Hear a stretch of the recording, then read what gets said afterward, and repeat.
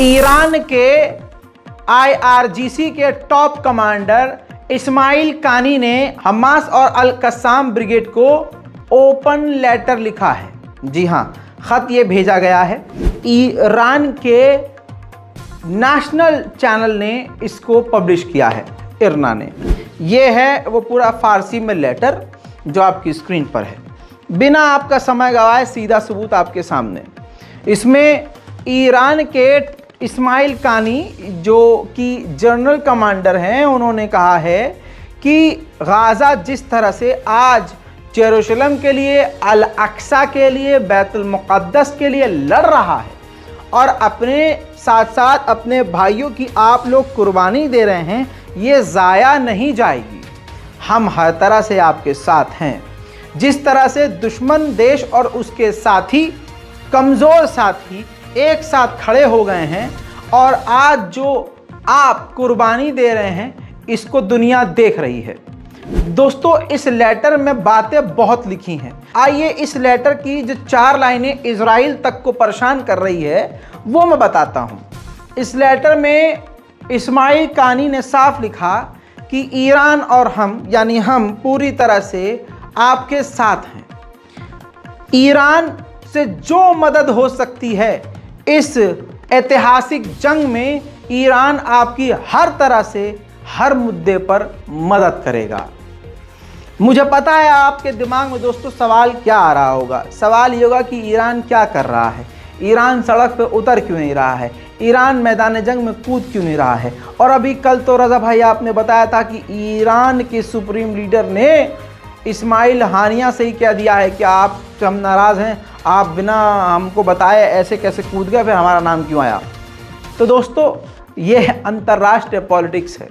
अब ईरान अगर स्टैंड ले रहा है, होता है ना, अब बच्चे ने कर दिया, बच्चे ने भाई कर दिया, बताओ क्या करें, मार दें क्या इसको। होता है ना, घर में आपने देखा होगा, अपने ख़ानदान में कोई होता है, आपके घर में कोई छोटा बच्चा हो, मान लीजिए गलती कर दी, अब सामने वाला शिकायत कर रहा है, भाई यार आपका लड़का ऐसा है, आपके लड़के ने हमारे बेटे को मार दिया। तो हम क्या कहते हैं कि भैया मारा तो है, डांट तो दिया, आप क्या चाह रहे हो, जान से मार दें इसे हम।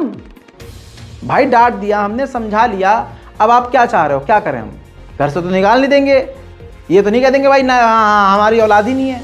तो अभी ईरान का ऐसा रुख समझ लीजिए कि ईरान ने भले ही हमास से नाराज़गी जताई, लेकिन हमास को जब ज़रूरत है तो ईरान ने ओपन लेटर लिखकर, वो भी ईरान के टॉप कमांडर ने कह दिया कि हम आपके साथ हैं। अब इससे ईरान की मुसीबत भी बढ़ सकती है, क्योंकि ईरान के $10 बिलियन इराक की तरफ से अमेरिका रिलीज़ करने वाला था, जो अभी नहीं हुआ है। ये भी एक सच्चाई है कि अंतर्राष्ट्रीय वॉर एक्सपर्ट की टीम इस बात को कह रही है कि ईरान इस जंग में उतर ही इसलिए नहीं रहा है क्योंकि उसका मोटा पैसा इधर उधर फंसा हुआ है, और ईरान इस जंग में अगर नहीं कूदेगा तो उसकी रकम बाइडेन रिलीज करवा देंगे। उधर दोस्तों, ईरान शुरुआत से ही हमास के साथ है, ये सारी दुनिया जानती है, लेकिन रॉयटर्स के द्वारा एक रिपोर्ट शाया की गई और कई इंटरनेशनल मीडिया में बताया गया, जो मैंने आपको कल रिपोर्ट किया, कि हमास के खिलाफ बोले और हमास से जब मिले इस्माइल हानिया से तो सुप्रीम लीडर ने नाराज़गी जताई। अब वो अंदर वो हुआ या ना हुआ हो, चाहे सच में डांटा हो, चाहे सच में नाराज़ हुए हों, चाहे ना हुए हों, लेकिन हमास का रुख क्लियर है। हमास ने डिनाई कर दिया, हमास ने कहा कि ऐसा नहीं हुआ है, ईरान के सुप्रीम लीडर ने हमारा कोई विरोध नहीं किया था। फिर इससे पहले ईरान ने भी कहीं ना कहीं ये क्लियर किया कि ये जो यूरोप की मीडिया में चल रहा है ऐसा हुआ ही नहीं है। अब ये जनता के हाथ में है, आप व्यूअर्स के हाथ में है, आप खुद समझदार हैं। शुरू से लेकर अब तक इस जंग पर आपकी नज़र है। ईरान सही कह रहा है या गलत कह रहा है, आप सोचिए, कमेंट कीजिए, अपनी राय कमेंट में ज़रूर लिखिए। वहीं अमेरिका के राष्ट्रपति बाइडेन के एडवाइज़र ने साफ कर दिया है, कहा है कि ईरान जो ऑयल एक्सपोर्ट कर रहा है उस पर हमें पाबंदी लगानी होगी। उधर ईरान के विदेश मंत्रालय के द्वारा ये साफ किया गया है कि यमन की तरफ से जो हमले इजराइल पर हो रहे हैं उसमें हमारा कोई हाथ नहीं है। दोस्तों, जेनेवा में ईरान के विदेश मंत्री की फ्रांस की विदेश मंत्री से मुलाकात हुई। इस मुलाकात में ईरान को धमकाया फ्रांस की विदेश मंत्री ने। कहा कि मिडिल ईस्ट में जंग को आप आगे ना बढ़ाएं, इस जंग को आगे बढ़ाने में आपका यानी ईरान का नाम आगे आ रहा है। ईरान के IRGC के कमांडर एक बार फिर से हमलावर हुए हैं। उन्होंने कहा है कि अमेरिका, यूरोप के देश और इजराइल अस्पतालों में बुलडोजर लेकर घुस गए और उन्होंने ICU बेड और ऑपरेशन थिएटरों पर कब्जा करके ये दिखाने की कोशिश करी कि वो कितने कामयाब हैं और कितने ताकतवर हैं, जबकि दुनिया जानती है कि वो खोखले हैं और ऐसा करके वो अपने अंत की तरफ करीब आ गए हैं। सुनिए। इन एज़ाम दावطلبانه به میدان نشان می‌دهد که در این سرزمین اسلام همیشه می‌درخشد. اما امروز باز هم مستکبران عالم دست به دست هم دادند در یک نمایش نفرت انگیز و شرم‌آور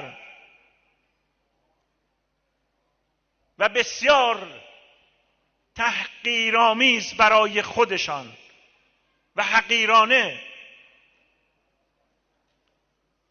با خفت، با ذلت آمریکا با همه قدرتش بعضی از کشورهای اروپایی و اسرائیل به جنگ نوزادان در درون उधर जबलिया कैंप के पास इस्माइल हानिया यानी हमास के लीडर का एक और मकान था, इजराइल ने उसको उड़ा दिया है, मिटा दिया है। उधर नीदरलैंड के एक फुटबॉल प्लेयर एल गाजी ने फिलिस्तीन के समर्थन में सोशल मीडिया पर पोस्ट किया, जिसकी वजह से नीदरलैंड ने इनको अपनी फुटबॉल टीम से ही निकाल दिया। बाइडेन ने यानी अमेरिका के राष्ट्रपति ने बड़ी बात कही है इंटरनेशनल मीडिया के सामने। इंटरनेशनल मीडिया के सामने आकर बाइडेन ने कहा कि मैंने नेतन्याहू से साफ कहा है कि गाजा पर पूरी तरह से कब्जा करना ये तुम्हारी सबसे बड़ी गलती होगी और ये जो कुछ भी हो रहा है इसका हल 2 स्टेट सॉल्यूशन है। जी हां, बाइडेन ने ये बात कही और ये बात उन्होंने नेतन्याहू से कहकर मीडिया को बताई है। ये देख लीजिए, सुन लीजिए। I made it clear to the Israelis that to Bibi and to his war cabinet that I think the only ultimate answer here is a 2-state solution that's real. We got to get to the point where there is an ability to be able to even talk without worrying about whether or not we're just dealing with, they're dealing with Hamas that's going to engage in the same activities they did over the past, on the 7th. So it's, but I can't tell, I'm not a fortune teller, I can't tell you how long it's going to last. But I can tell you I don't think it ultimately ends until there's a 2-state solution. I made it clear to the Israelis, I think it's a big mistake for them to think they're going to occupy Gaza and maintain Gaza. I don't think that works. उधर Taliban waste के देशों पर भड़क गया है। तालिबान ने आधिकारिक तौर से कहा है कि ये जो UN है ये जंग को बढ़ावा देने वाली एक नीति है और जंग करवाने वाली नीति है। बहरहाल फिलहाल की इस रिपोर्ट में इतना ही। जल्द आऊंगा और भी आपके सामने लेकर ताज़ा तरीन जानकारियां। चैनल को सब्सक्राइब करना पहली बात तो मत भूलिएगा और इस रिपोर्ट को ज़्यादा से ज़्यादा शेयर कीजिए। इससे पहले जो रिपोर्ट्स आई हैं उनको भी जाकर ज़रूर देखिए। जय हिंद।